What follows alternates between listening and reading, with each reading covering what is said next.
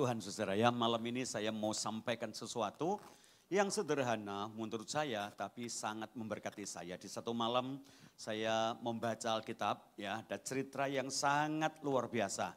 Ya, cerita ini saya akan ambil menjadi sebuah khotbah ya, dalam waktu 35 menit ini. Kita akan melihat campur tangan Tuhan yang luar biasa. Saudara. Yuk kita buka sama-sama dalam kitab Injil Markus pasal yang keempat. Injil Markus pasal yang keempat. Kita akan mulai membacanya ayat yang ke-35. Saudara. Ya Pak Yos, tolong saya Pak. Ya, jangan duduk di sana Pak, tolong saya ya supaya kita bisa membacanya dengan cepat. Kita Injil Markus pasal yang keempat, ayat yang ke-35 mulai ya. Mari perhatikan sama-sama. Ini cerita yang sangat terkenal ya. Anak sekolah minggu aja tahu ya. Tapi kita melihat sama-sama apakah yang Tuhan mau ceritakan kepada kita malam hari ini. Silakan. Markus 4 ayat yang ke-35. Iya, Markus. Pada hari itu, waktu hari sudah petang. Ya. Yesus berkata kepada mereka, marilah kita bertolak ke seberang. Cukup. Pada hari itu, hari sudah mulai malam, saudara ya. Saya sampaikan kepada Anda ini cerita sekolah minggu tadi ya. Hari kapan? Pada hari itu adalah hari sibuk untuk Yesus dengan murid-muridnya. Kenapa? Murid-murid baru dipanggil menjadi murid Yesus di dalam satu daerah. Namanya daerah Galilea, sebelah utara Danau Galilea.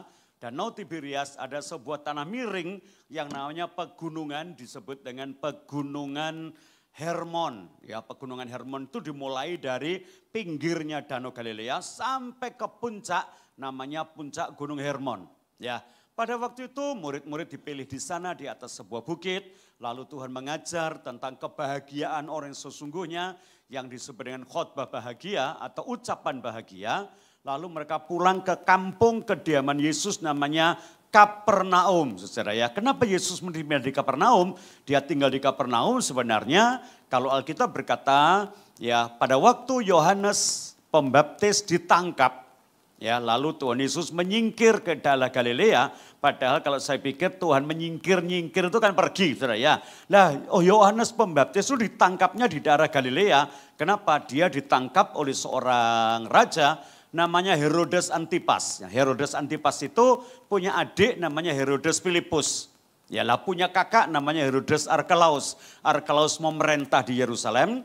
Antipas memerintah di Galilea, adiknya namanya Filipus memerintah 10 kota di sebelah timur namanya daerah Dekapolis. Lah adiknya ini punya istri namanya Herodias dirampas oleh kukunya.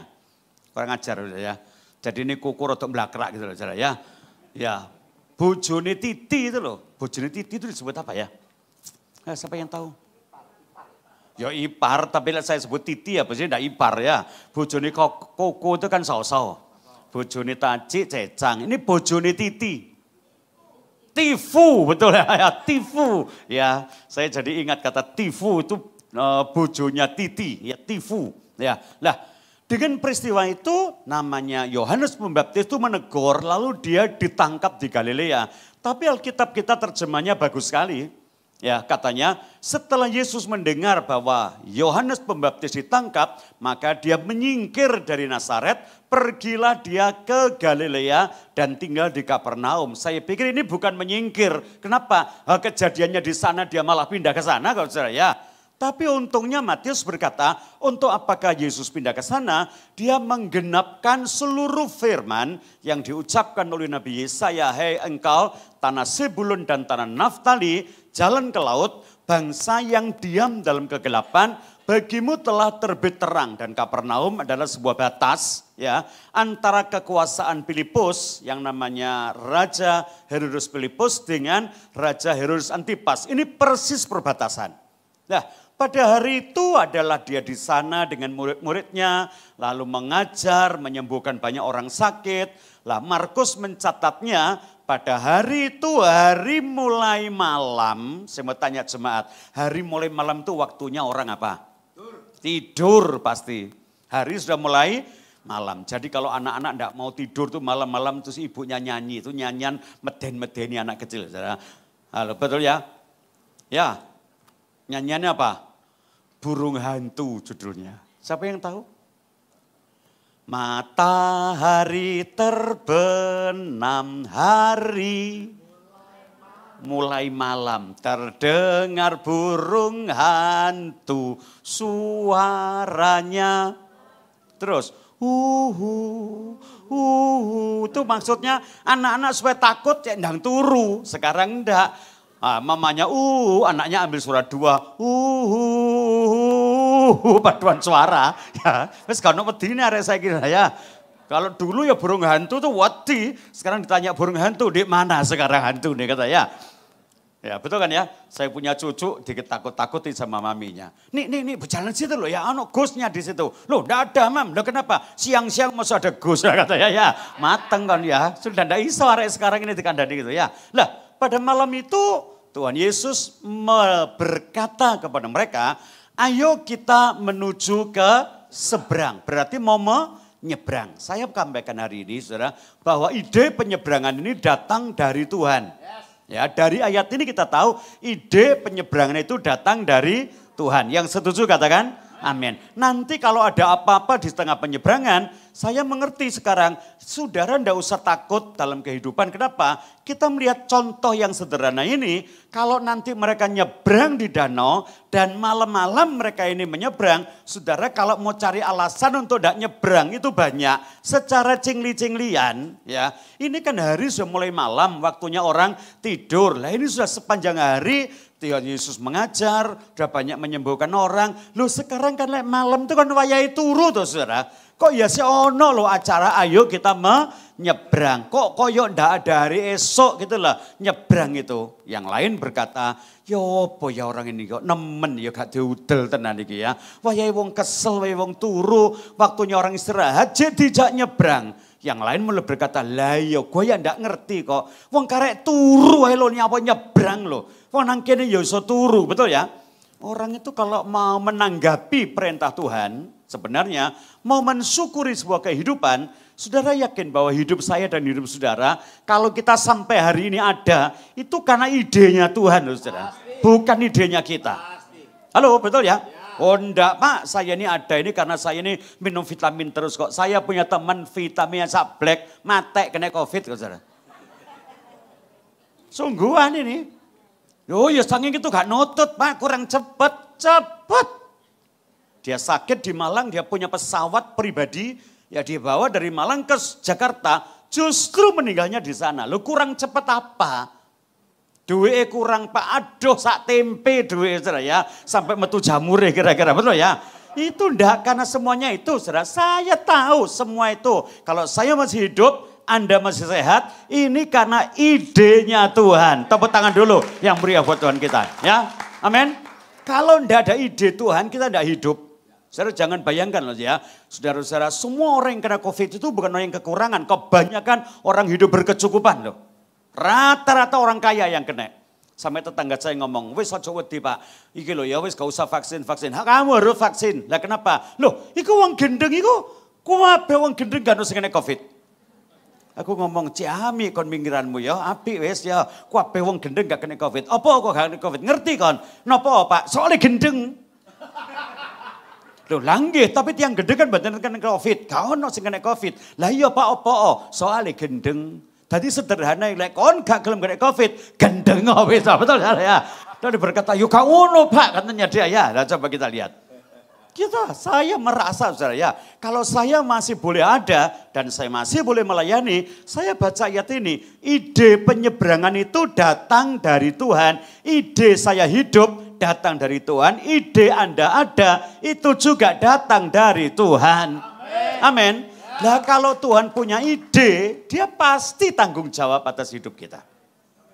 Ya, jangan menyesali Anda masih ada di tahun 2023 dengan berkata, enak sing mati wis. Ngeluh aku urip iki, ekonomi tambah ruwet, sembarang tambah angel, ngerti yang ngene mati. Lho kok gak wingi kon ngomong ngono. Lah betul saudara ya.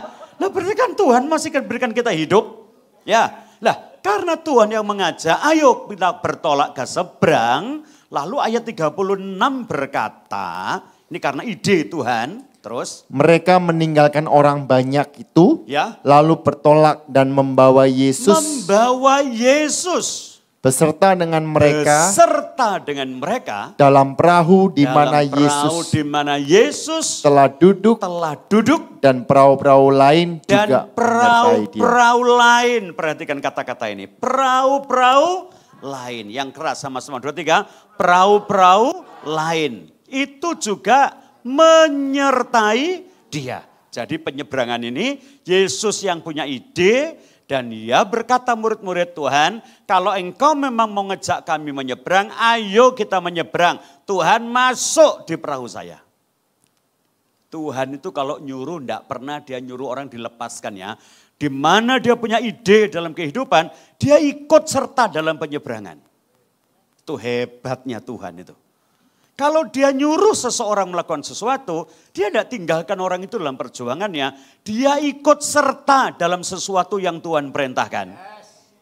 Amin. Saya merasakan kok, saya suruh melayani Tuhan, Tuhan tidak lepaskan saya. Dia berkata, engkau melayani aku, tapi aku juga menyertai engkau. Kalau Tuhan masih berikan kehidupan kita pasti disertai Tuhan. Siapa yakin kita disertai Tuhan? Tepuk tangan dulu yang meriah buat Tuhan kita. Ini loh hebatnya. Markus ini memang bukan saksi mata dalam peristiwa ini. Kenapa? Dia adalah generasi yang kedua dalam kitab. Yang menulis kitab secara saksi mata, satu namanya Matius. Yang kedua Yohanes. Ini murid yang memang pengikut Yesus menyaksikan dengan mata. Markus dan Lukas ini generasi berikutnya. Tapi penulisan Markus itu sederhana tapi hebat. Kalau Tuhan yang ngajak, Tuhan yang nyuruh, dia tidak pernah nyuruh dengan menyuruh saja. Dia menyertai orang yang disuruhnya. Dahsyat. Kita ini kadang-kadang kalau nyuruh orang, wes nyebrang lah. Orang itu nyebrang sendiri kita diam. Wes yo sampai ketemu. Tuhan ndak, wes nyebrang lah. Tapi gua melok kabeh lu nyebrang. Hebatnya. Dan pada waktu dalam penyeberangan itu, tidak hanya satu perahu, tapi perahu lain juga menyertainya. Bahkan saya baca terjemahan lain, perahu lain itu disebut dengan perahu kecil-kecil ikut juga dalam penyeberangan ini. Lah saya mau tanya dulu, lah ini perahunya siapa yang cilik-cilik itu? Tahu Bapak Ibu Saudara, hari itu pada waktu Tuhan mengajar, Tuhan menyembuhkan banyak orang, Tuhan berikan mujizat. Ada beberapa orang di Kapernaum sampai Betsaida yang belum dapat mujizat dan mereka terus kejar Yesus. Berkata, hei Yesus naik perahu, penyeberang, ayo ikutlah, ayo ikut saja. Mereka ikut loh dalam penyeberangan itu. Dan perahu-perahu itu pun menyertai mereka. Yang jelas dalam penyeberangan ini, Yesus tidak hanya menyuruh, Yesus ada di tengah-tengah penyeberangan ini. Saudara. Ya saudara, sebab itu berkata Tuhan yang memberikan kita hidup, jangan biarkan dia tinggalkan kita. Dia harus beserta dengan kita, tanpa penyertaannya kita tidak bisa berbuat apa-apa. Amin. Halo, amin. Itu ada nyanyian kuno yang berkata, Tuhan harus serta saya kalau langkahku tetap. Gitu ya, nyanyian kuno-kuno saya cili-cili itu. Tuhan harus serta saya. Nah bagaimana ceritanya? Setelah mereka menyeberang, perahu-perahu lain juga menyertai dia. Terus Pak. Lalu mengamuklah taufan yang sangat dahsyat. Mengamuklah taufan yang sangat dahsyat. Dan ombak menyembur masuk ke dalam perahu. Menyembur masuk dalam perahu terus. Sehingga perahu itu mulai penuh dengan air. Sebentar, kok mendadak bener ini ada. Saya yakin kalau ada tanda-tanda mau ada ombak, mau tanda-tanda ada badai, mereka pun pasti akan mengetahuinya. Kenapa? Mereka semua adalah orang-orang perahu. Murid-murid Yesus itu rata-rata orang hidup dalam danau. Mereka ngerti tentang cuaca. Kalau Yesus berkata, ayo kita menyeberang, pasti mereka berkata, sorry guru, ini tidak begitu bagus cuacanya. Tetapi mereka menyeberang, artinya menurut mereka penyeberangan ini oke. Cuacanya itu oke. Kenapa? Yang menyeberang ini bukan orang baru di danau, ini orang yang kerjanya di danau dan rumahnya di sekitar danau. Tapi kok bisa ada angin yang mendadak tiba, Itu karena posisi danau. Danau Galilea ini disebut dengan Danau Tiberias, disebut dengan Danau Kineret, disebut dengan Danau Genesaret, ada 4 nama untuk satu danau. Letaknya memang sebuah letak yang aneh. Kenapa?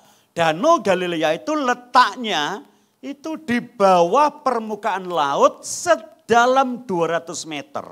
Di bawah permukaan laut. Dunia paling rendah itu ya namanya Danau Galilea. Dan air Yordan dari Galilea mengalir ke Laut Mati. Laut Mati itu 400 meter di bawah permukaan laut. Jadi kota terendah dunia itu kota Yeriko. 400 meter. Dalamnya Laut Mati 400 meter lagi. Jadi kalau saya lihat kota ini, danau ini memang danau yang aneh. Ya, semua kota itu punya satu ukuran dari laut namanya sea level. Ya, Surabaya itu kira-kira 4 meter dari permukaan air laut. Loh, tekan di sampean ro Pak Wonokromo iki lho. Lah ono stasiun to ya, Wonokromo plus 4M itu artinya 4 meter dari laut. Gubeng gitu ya. Selalu ada itu mungkin 5 meter dari permukaan laut. Semarang 4 meter, Malang 376 dari permukaan laut. Jadi kalau di Tiberias ada stasiun, pasti stasiun minus 200 M di bawah permukaan laut. Lah, utaranya Danau Galilea ada pegunungan Hermon. Selatan ada pegunungan Yehuda, ada gunung sampai daerah Kana menuju ke Yerusalem. Sebelah barat ada pegunungan juga, ada gunung namanya Gunung Tabor, lalu ada pegunungan Karmel sampai ke laut. Sebelah sana ada dataran tinggi Golan sampai pegunungan Edom. Lalu semua jadi gunung sekelilingnya. Namanya danau, dikelilingi gunung. Sudah gunungnya lebih tinggi dari laut, danaunya lebih rendah dari laut. Berapa meter Bapak Ibu? 200 meter.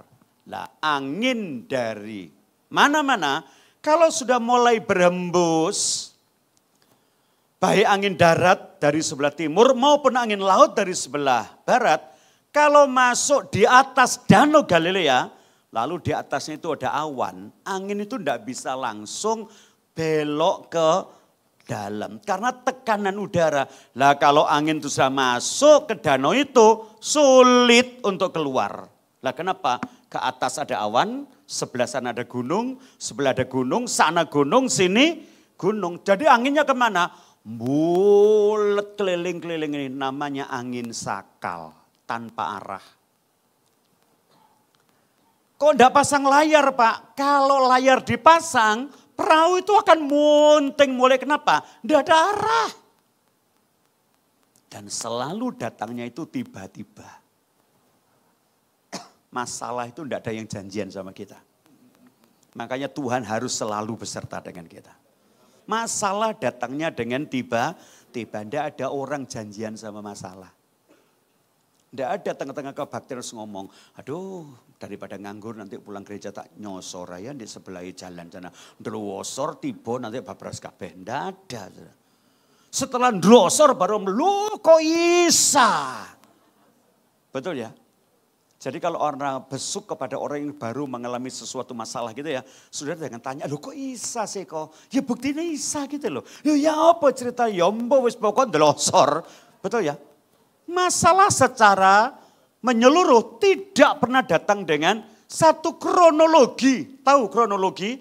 Krono itu urutan, logi itu logos. Ilmu untuk mengurutkan waktu itu namanya kronologis.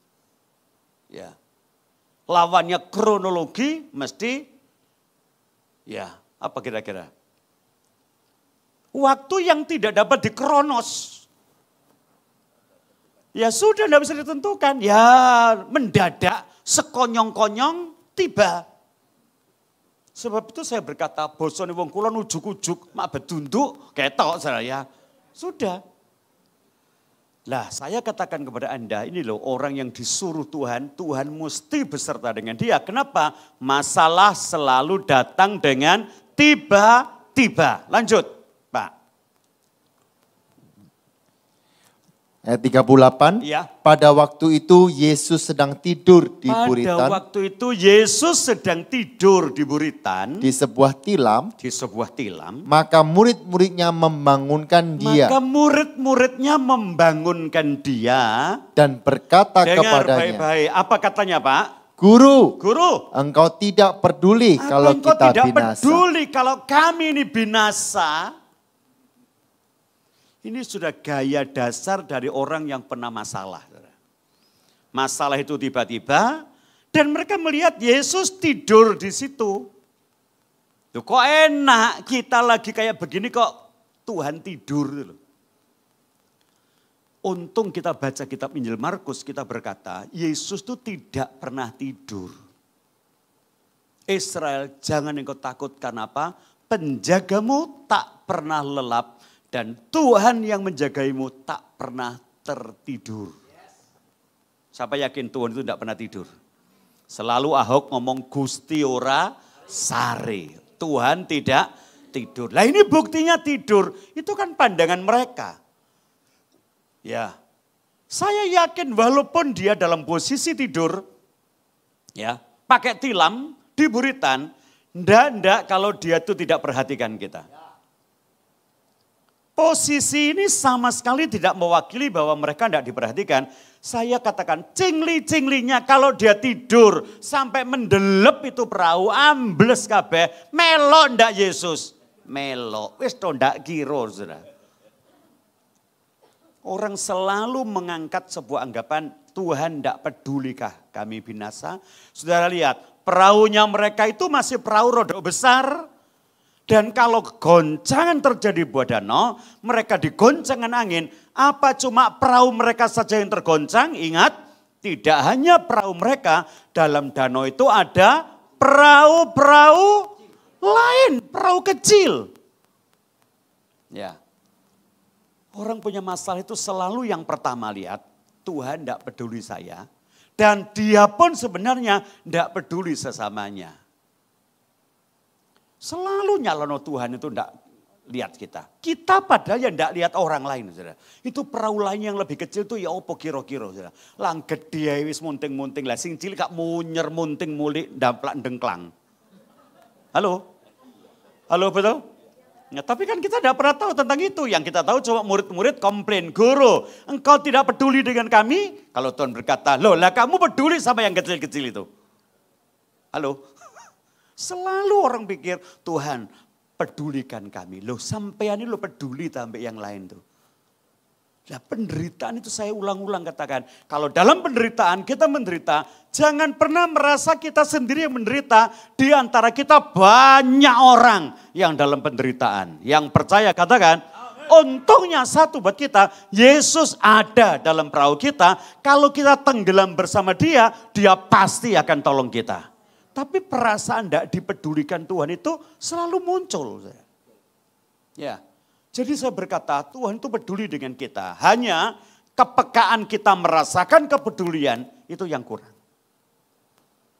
Tuhan beserta dengan kita, Immanuel, Tuhan menyertai kita. Tapi kepekaan, kemampuan merasakan penyertaan itu yang kadang-kadang tipis dalam hidup kita. Anak itu ditonton orang tuanya masih tanya, Pak. Padahal papa ini nonton. Halo betul ya? Dulu ada cerita waktu saya kecil masih sekolah minggu. Ada orang mau jalan di atas pasir di pantai yang cukup halus. Pasir yang baru diterjang ombak itu kan halus gitu ya. Lalu bapaknya nonton anak ini jalan bersama-sama dengan seorang bapak. Lama-lama anak ini menjadi takut. Lah kenapa? Lihat bawah itu loh. Tadi kan ada 4 telapak kaki yang berjalan. 2 kaki saya, 2 kaki papa. Sekarang kok lama-lama kan cuma 2 telapak kaki loh. Papaku ini kemana?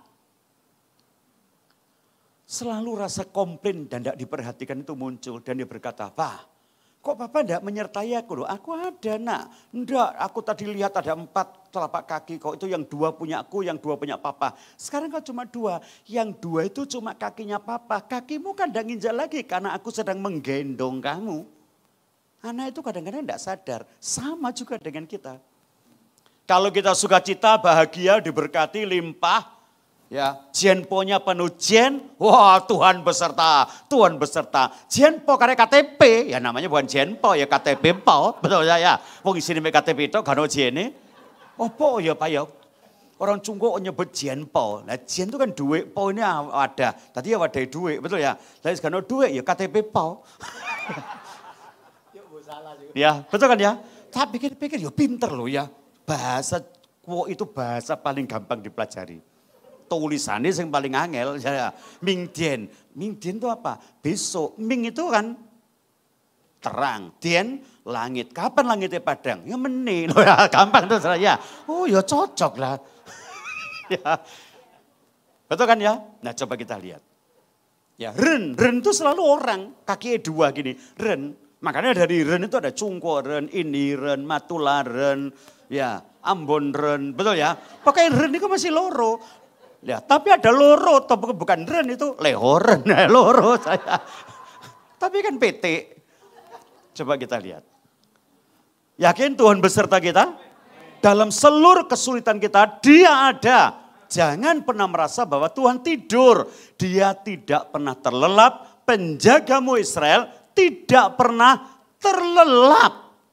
Ya, orang yang punya pengalaman penderitaan selalu ngomong begitu. Coba kita lihat kitab Ayub pasal 9 ayat 21 sampai 22. Ayub 9, 21 sampai 22. Perhatikan.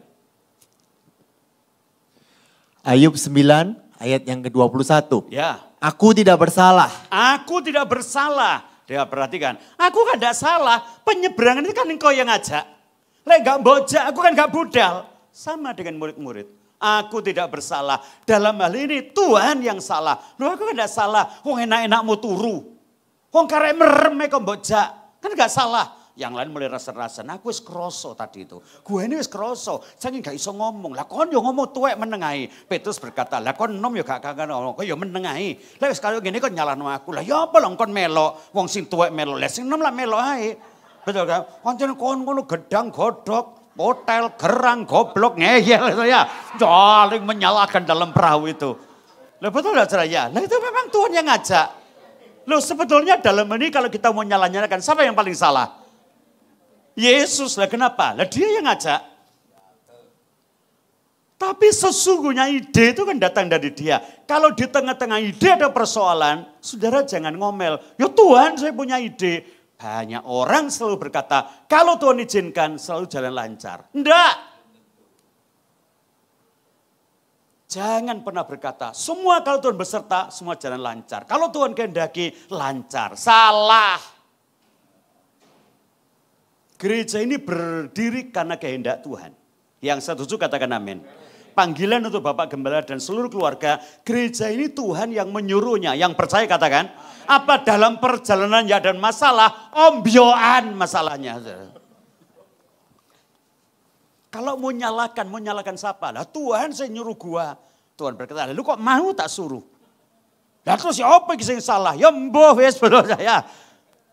Coba. Sama dengan seorang anak menyalahkan orang tua. Lah biyen si mama iku nyekolahno aku wis gak gelem sekolah. Wah ngene kaya ngene sekolah. Aku dipaksa ae. Terus sing salah sapa lek ngene iki? Halo? Betul? Lah ki apa sih? Lah seorang mama nyekolahno anak itu masa mau jelombrongno anak. Dibilangin mama itu sekolah itu angel mah. Suruh ranking. Saya punya teman anaknya ngeyel begitu. Saben kenaikan mesti takon ranking. Papa itu enggak tahu saya tanya ranking. Yang penting sekolah itu naik. Sana meneng kayak ada kelas JSD loh. Iya nih, tapi kan kokomu itu ya kode ranking, konga ranking. Lu udah pernah ranking. Yang penting sekolah itu naik. Ayo pilihan Pak. Naik tapi enggak ranking. Apa ranking tapi enggak naik katanya. Hah, aku ya kaget. Loh nanti ono ranking tapi enggak naik itu ya. Papa tolak. Ya wes mbone karepmu wes. Betul ya. Nah, coba kita lihat. Kadang-kadang kita mikir kehendak Tuhan itu apa selalu lancar? Enggak. Lah bagaimana Pak kalau ada sesuatu kita yakin kehendak Tuhan. Kalau sudah Tuhan yang menghendaki adanya kesulitan, adanya persoalan. Pasti dia tanggung jawab. Kenapa? Dia beserta dengan kita. Tepuk tangan dulu yang meriah buat Tuhan saudara. Ya, Ayub berkata, aku enggak salah. Lah siapa yang salah? Lanjut Pak. Aku tidak pedulikan diriku. Aku juga tidak pedulikan diri. Aku nurut kepadamu. Aku ya manut, ya tidak mikir. Iya, ya iya, ngono ae lah. Terus. Aku tidak hiraukan hidupku. Aku tidak menghiraukan hidupku. Dengan pikiran Ayub berkata, aku tuh ya tidak salah. Aku kan sujud kepadamu, aku ikuti kehendakmu. Terus apa yang terjadi? Dua-dua. Semuanya itu sama saja. Semua itu sama saja. Itulah sebabnya aku berkata. Sebabnya aku berkata dari pikiranku ini mengaku berkata. Yang tidak bersalah Yang tidak bersalah. dan yang bersalah. Yang bersalah. Kedua-duanya dibinasakan. Sami mawon ciloko. Ini loh perasaan orang susah itu. Kapan Ayub ngomong itu? Dia susah. Selalu orang susah itu merasa tidak diperhatikan. Lek Tuhan yang ngajak, mosok dia tidak tanggung jawab. Lek Tuhan yang nyuruh kita hidup, mosok dia menengahi. Kok iso ngomong aku enggak salah, Tuhan sing ngongkon. Aku ya tidak menghiraukan diriku. Yang ini iki. Tak pikir-pikir nurut, gak nurut, manut, gak manut, api, ndak api. Podo ae, iku lakon. Orang kalau susah itu selalu mulutnya salah. Tak ceritain ini penting. Musa itu ngomong begini dalam kitab Mazmur 90. Usia manusia hanya 70, kalau kuat 80. Itu jangan diimani. Itu omongannya Musa di waktu susah. Musa itu umur 0 lahir di Mesir sampai umur 40 jadi anak raja. Happy enggak kira-kira anak raja? Anak angkat Firaun. 40 gara-gara mateni orang Mesir, dia lari. Dalam pelarian ini sampai kira-kira umur 70 terus ngomong, urip kok mengene tok ae. Paling umurku 70, lek kuat ya 80, lek lebih dari Pak cilaka. Gak urung ya susah tok. Ini orang ini ngomong stres susah. Ojo diimani. Ada pendeta bolak-balik dengar peti mati. Orang hidup 70 tahun, kalau kuat 80 tahun. Ini 72 mati. Oh, lambemu kon gak mojo saya ngomong iki sapa? Iki wong stres iki sing ngomong. Dalam hati saya, aduh iki laop lho iki. Dari mana kita tahu? Umur 80 Tuhan pakai Musa.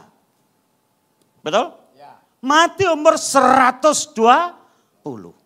Itu kan omongan nyanyian Musa dikala dia tertekan. Makanya saya ngomong, saudara, dalam kesusahan jangan nuduh Tuhan yang bukan-bukan. Memang Tuhan yang menghendaki kita hidup, tapi dia beserta kita.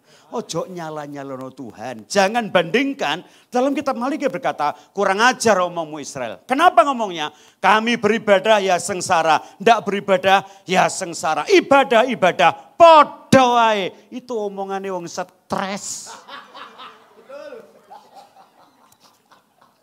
Amin. Ngomong dengan sebelah, jangan susah. Orang susah, mulutnya salah. Ngomong lagi, jangan susah. Orang susah, mulutnya salah. Ngomong Jawa, ojo susah. Lambene wong susah, bejat. Omongan itu rusak. Orang kalau sudah susah, ngomongnya rusak. Salah. Mama kita pikir mulai cilik, sengsara terus.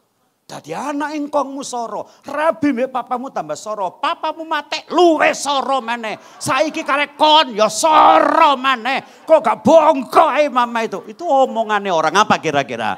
Orang susah, orang stres. Hari ini saya berkata apapun penderitaanmu, jangan pernah kau ngomong salah. Tuhan menyertai kita, dia tanggung jawab hidup kita, dia pasti tolong kita. Yang percaya tepuk tangan sekali lagi. Amin, amin. Lanjut. Dikit lagi. Walaupun sudah habis, 5 menit lagi saya minta. Mari. Markus tadi itu. Markus 4 ayat yang ke-39. Nah.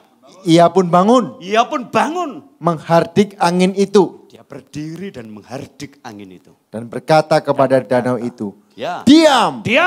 Tenanglah. Lalu angin itu reda dan danau itu menjadi tenang sekali. pirawene sih. Apa sulite untuk menyelesaikan masalah? Tinggal berdiri dan berkata, hei diam. Dia tidak berkata, angin diam. Tidak loh. Mana ngah?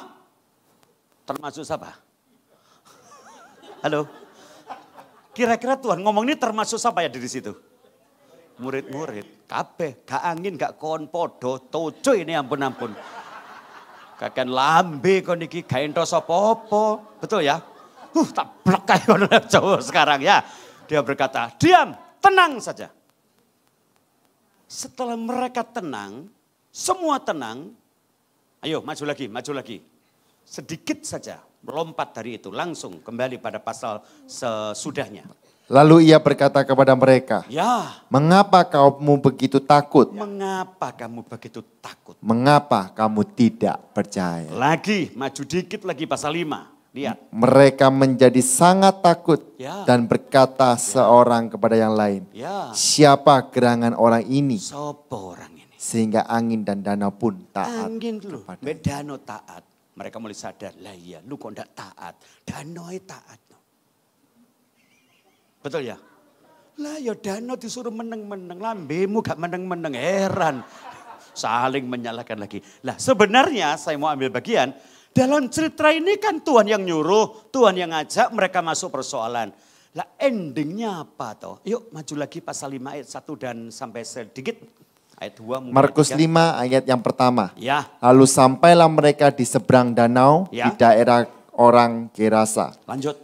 Baru saja Yesus turun dari perahu, datanglah seorang yang kerasukan roh jahat Ya. dari pekuburan menemui dia. Terus. Orang itu diam di sana dan tidak ada Orang seorang itu diam pun lagi di kuburan itu dan tidak ada seorang pun lagi yang sanggup mengikatnya ya. sekalipun dengan rantai. Ayat 4. Karena sudah sering ia dibelenggu dan dirantai, Ya. tetapi rantainya diputuskannya dan Ya. belenggunya dimusnahkannya. Ya. Sehingga tidak ada seorang pun yang cukup kuat untuk menjinakkannya. Perhatikan yang terakhir ini.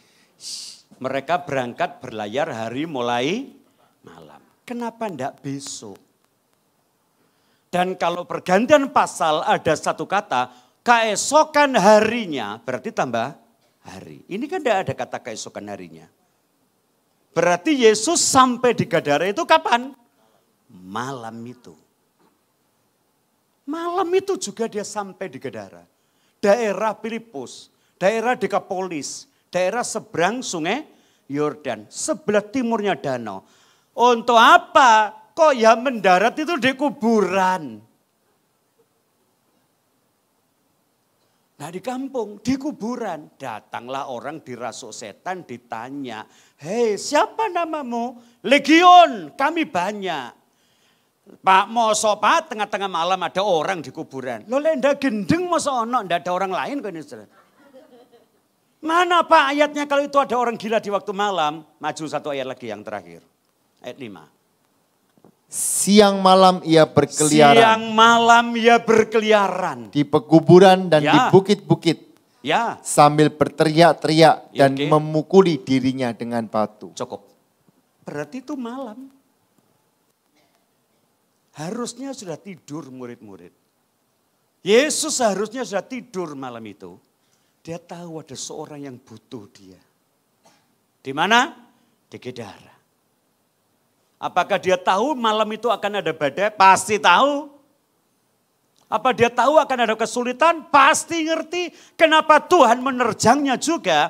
Dia cuma satu tujuannya, ada satu jiwa yang perlu pelayanannya. Walaupun itu cuma uang gendeng. Dihargai berapa?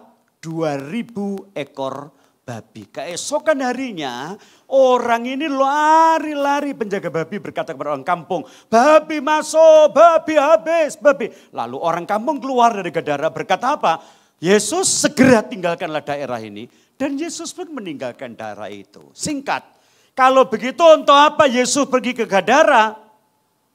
Hanya untuk selamatkan satu jiwa. Berani menantang segala kesulitan, badai hidup persoalan. Hanya untuk satu jiwa. Siapa tahu hari ini dia hadir. Hanya untuk Anda, mungkin satu orang. Saya tetap berkata Anda berharga di mata Tuhan. Ya, mungkin yang lain tidak perlu pertolongan. Dia datang ke tempat ini seperti dia datang ke Kedara hanya untuk satu orang. Siapa itu? Saya. Dan Anda mesti yakin malam ini. Kalau dia datang dengan segala hal yang merintanginya. Dia tetap berjalannya, mengajak murid-muridnya. Hanya satu jiwa yang berharga di mata Tuhan. Tuhan itu mengerti tentang kita. Amin. Nikmati penyertaannya. Jangan salah berkata-kata. Tuhan menyertai kita dan pertolongannya pasti ada bagi kita. Amin.